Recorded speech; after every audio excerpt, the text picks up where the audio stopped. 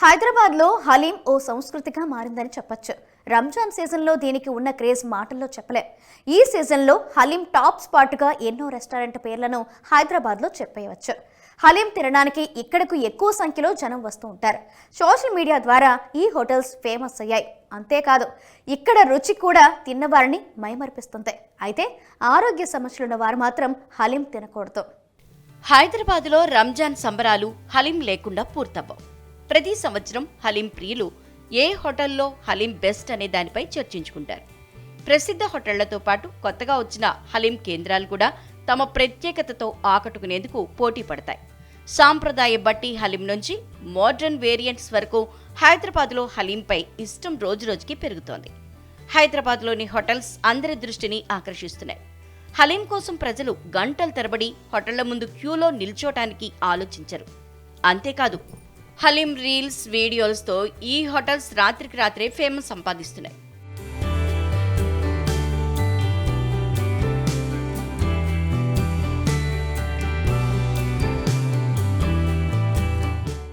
పవిత్ర రంజాన్ మాసం ప్రారంభమైంది. దేశవ్యాప్తంగా ముస్లింలు రోజా ఉపవాసాలు ప్రారంభించారు.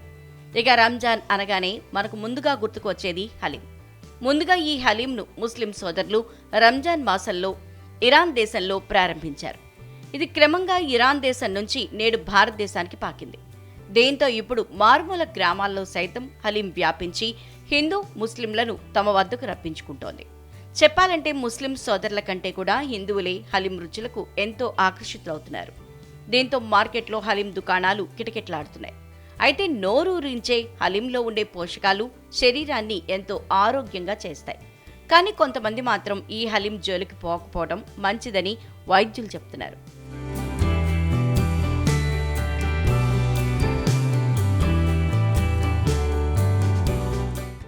మధుమేహంతో బాధపడేవారు హలీంని చక్కగా తీసుకోవచ్చు.